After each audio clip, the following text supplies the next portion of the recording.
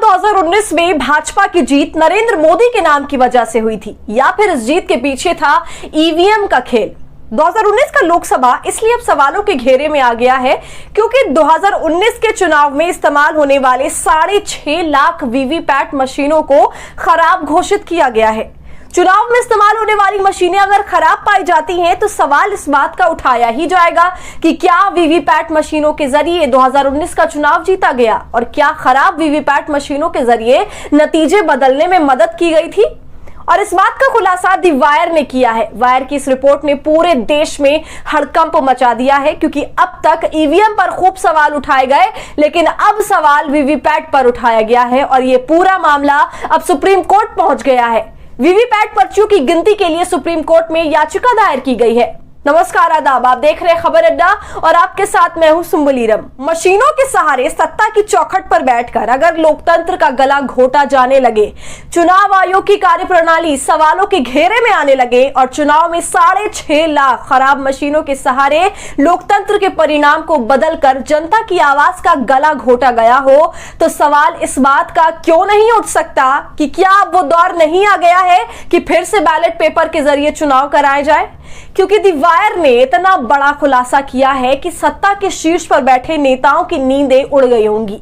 50 साल तक इस देश की सत्ता पर बैठने का सपना सजो रहे लोगों की हवाइयां उड़ गई होंगी, क्योंकि दी वायर ने अपने खुलासे में कहा है कि भारत के चुनाव आयोग ने 6.5 लाख वीवीपैट मशीनों को डिफेक्टिव यानी खराब बताया है और इसे ठीक करने के लिए भेज दिया गया है। और ये सारी मशीनें M3 जनरेशन की वो मशीनें हैं जिसे पहली बार 2018 में इंट्रोड्यूस किया गया और 2019 के लोकसभा चुनाव में इसका इस्तेमाल किया गया था। 2019 के लोकसभा चुनाव में कुल 17.5 लाख वीवीपैट मशीनों का इस्तेमाल किया गया था, जिसमें 6.5 लाख वीवीपैट मशीनें खराब पाई गई हैं। अब जरा सोच कर देखिए कि जिस चुनाव में 17 लाख वीवीपैट मशीनें इस्तेमाल की गई हो, उसमें से 6.5 लाख मशीनों का खराब होना बताता है कि हर 3 में से 1 मशीन खराब थी।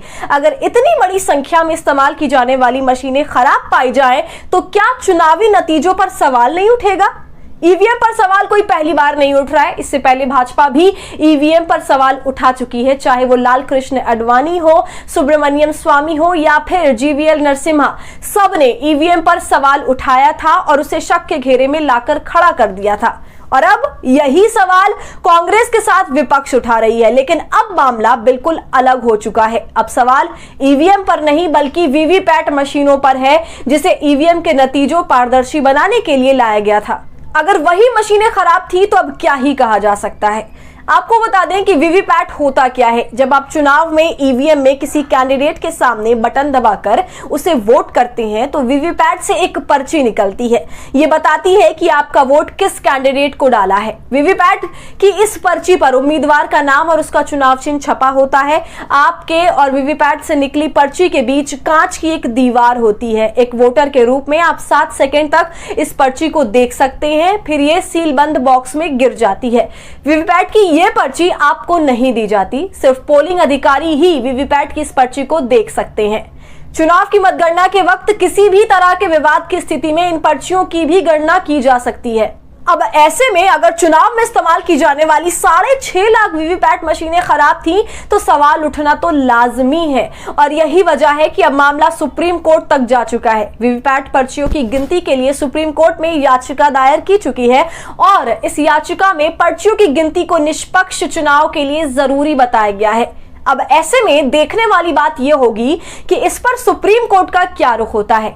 तो दी वायर के चौंकाने वाले खुलासे पर आप क्या सोच रहे हैं, हमें कमेंट कर जरूर बताएं। और हमारी आजाद पत्रकारिता को आपके सपोर्ट की जरूरत है।